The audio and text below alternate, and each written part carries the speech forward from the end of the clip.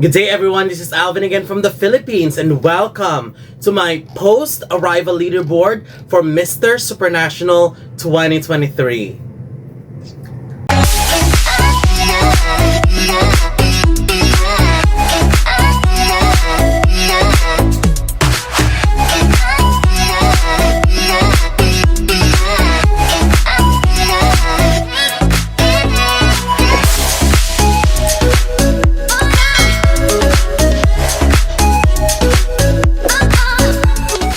Welcome! So this is my post-arrival leaderboard for Mister Supranational 2023 and it is greatly influenced by what happened during the opening ceremony and all other things that I've seen so far. And wow, I have to say that this batch, there may be few of men competing in this batch, but it is going to be a bloodbath. I have seen a lot of men whom I think have the potentials of going into the top 10, going into the top 5, and winning. So, having said that, there's definitely a lot of reshuffle that happened on the list compared to my pre-arrival. So let's go ahead and talk about them because I even left out some of my favorites before. But here they are. Here are the 20 standouts that really impressed me during the opening ceremony mostly, and of course other events. Number 20, Peru, Stefano Bermellon. I don't know if it's just me, but I am sensing the same vibe as Varo Vargas, Mister Supranational winner from Peru as well. I like how he looked very solid during the presentation, and I also like his aura. He doesn't speak English fluently, but I think he did well in the opening statements that he did. And also, based on what I have observed during Super Chat, this one is a very, very smart speaker too. Number 19 goes to Thailand, Nathanon Narathanyawirun. He dropped some few notches, but I am still hopeful that he could bounce back in the next days to come. He looked adorable in the opening, and they definitely delivered very well in terms of styling. I was just expecting a little bit too much in terms of presentation. Number 18 goes to Panama, Mario Bianco. I don't know why, but there's something about Panama's smile, charming personality, and aura that is just so magnetizing and likable as well. I also love how he looked so clean and so well polished in the opening, and his speech was simple yet very solid. Number 17 goes to Italy, Fabio Camattari. I don't have much expectation from Italy before because he didn't post much about his preparation, but wow, I felt like he is surprisingly good, and I think he looked amazing as well. I love how he speaks, love his tone, and I also love his overall look. I think he could be a surprise, and for a first timer in a male pageant, I felt like he's way beyond average.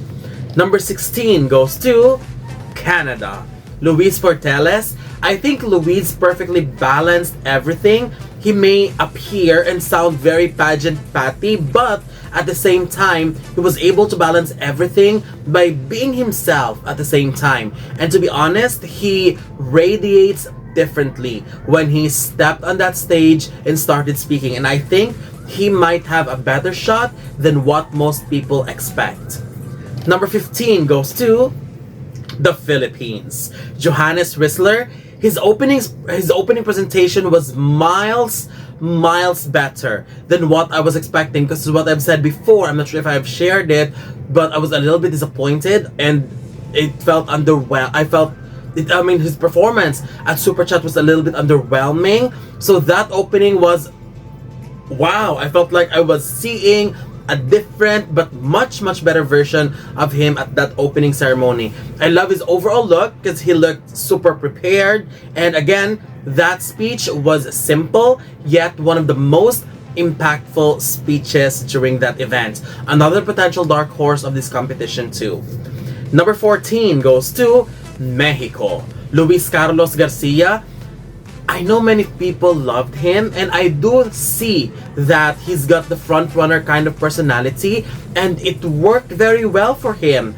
He was definitely serving that Latino fire and hotness in his aura, but if I am just being honest, I was expecting a bit more. Number 13 goes to Ecuador. Bruno Barbieri. Prior to arrival, he is one of the front runners for the win. I think he is still a strong competitor. He looked great, but in the opening, I also have to admit, I was expecting a little bit more from him too. Also, he needs to level up his game because others were much stronger than expected. Same as Mexico. I think that one of the reasons why they are a bit low now in my list is that there's a lot of men who really stepped up their game as well. I'm not saying that they did terrible, both of them, but they actually delivered. It's just there are so men that did so well on that event, and there are some men whom I think have outshined many. So I'm just hoping that Mexico at 14, Ecuador at 13 could bounce back in the next days to come, because they are considered as front runners for a reason. Number 12 goes to Cameroon. Daniel Mbouda. I love Cameroon. He's got the humor, the personality, and I also sense that sweetness in him as a person. Although I have to be honest, I didn't understand most of the words he said during the opening ceremony, but I believe that his likability and confidence and personality just overpowered everything. Number 11 goes to the Netherlands. Luca, Derin. I have been watching Netherlands for quite some time, and the opening ceremony just solidified why he must be taken seriously as a strong contender. I know he seems to be holding back as of now, but once he breaks free and let go of the nerves and be confident with himself, I believe he will be unstoppable. He looked great. He speaks 7 languages is what he shared, and that's amazing and very impressive. And he was very solid in terms of public speaking. And I have said that because his super chat was good. So I think he is one of the game changers of this batch. Now let's go to my current top 10. Starting with my number 10, Indonesia. Adib Dwitamma. He certainly have a strong stage presence from the moment he walked on stage and the moment he started speaking. As expected, he is definitely a solid contender. He looks stunning, his body looked amazing, and his opening speech was good. Number 9 goes to Poland. Daniel Tracz. Poland is not your typical pageant guy. In fact, if you check his social media, he doesn't even give that vibe at all. But I think he did pretty well at the opening. He's got the very natural beauty, charming smile, and I also love how he gives me that The Bachelor vibe and your typical rom-com kind of guy. So I actually like him very much. He very much. He was effortlessly charming and one of the best surprises during the opening. Number 8 goes to the Czech Republic.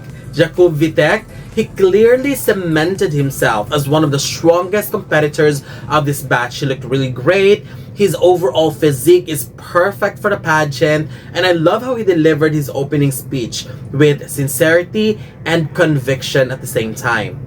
Number 7 goes to Slovakia. Tomáš Benko. Speaking of naturally handsome and charming, Slovakia, everyone. Wow, I think for all of us who have watched the opening ceremony, I myself was extremely hypnotized by his beauty and overall look and charm. I mean, look at the track record of Mister Supranational. I can actually see him go as far as top 10 or even top 5, and I would actually love to see that. And based on what I've heard from the short phrases and sentences that he said, I think it's pretty decent as well in terms of speaking. So I'm feeling hopeful and positive for Slovakia. Number 6 goes to Venezuela. Jorge Eduardo Nunez. What an outstanding candidate. I love his presentation in the opening in all aspects. His speech was surprisingly good. I haven't heard him before, and I think he did great. I also love his aura, and as what we always expect from Venezuela, the Mister Supranational organization in Venezuela always deliver when it comes to preparing their candidates. So I was very happy because there's in the past leaderboards he wasn't even in my list, and now he's here jumping into number 6. Now let's go to my current top 5 for my post arrival, starting with my number 5, South Africa, Tylo Ribeiro.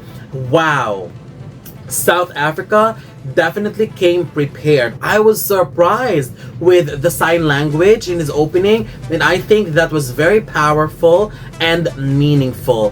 His speech and delivery was outstanding, and as well, and we know that public speaking is one of his strengths. So I can't wait to see how he does in the runway, because if he could deliver in that too, South Africa could really pull a victory. Number 4 goes to Brazil. Henrique Martins. Brazil certainly has some very solid contender in this competition. He's got a winning stance, winning smile, and he's got a great stage presence during the opening. And just after watching him and listening to his speech and looking back into his performance at Super Chat, I really felt like he could be a serious threat in the competition. Number 3 goes to Spain. Ivan Alvarez. I was actually quite nervous for him when he gave me a vibe that he was nervous during the opening, and it really showed off when he messed up his speech a little bit. But I have always believed that once he shake off his nerves, I know he could and will deliver. I have seen how he worked hard for this since his coronation at the national pageant, and when he arrived, to me, he was a sure standout. I am not even bothered when he messed up that opening a little bit, because I have heard him speak before, and he's actually quite good. So that was just a little bit of, a trip moment, and that happens to us all of the time. But I know he's good. I know he can recover. I know he will deliver again. And to be honest, when it comes to his caliber, his overall package and quality, and from the moment he arrived and stand together with the other boys, I felt like he is a real standout. And I am positive that with his quality and caliber, he could very well go into the top 5 directly. And I'm feeling hopeful about that. Number 2, the United States. Daniel Zameda. He made his first impression to me during the Super Chat, and I think he is the best speaker during that sub-competition. Now, I am just beyond impressed. I would also love to consider him as Mister Supranational potential winner. The vibe, the confidence, the energy, and the quality of him as a contender is just out of this world. But my current number 1 for my post-arrival or my 4th leaderboard goes to Malaysia. Danielle Hansen, and oh my goodness, Malaysia is really taking it home as of this time. He looked very handsome. His overall styling was on point. I also love how his first half of the speech has given us more of who he is in terms of personality, while the second half gives us a glimpse of him as a strong public speaker. I also love what he did in the end. He knows how to build connection, and I believe that is very important. He made me involved in his speech, and as a viewer, I appreciate that.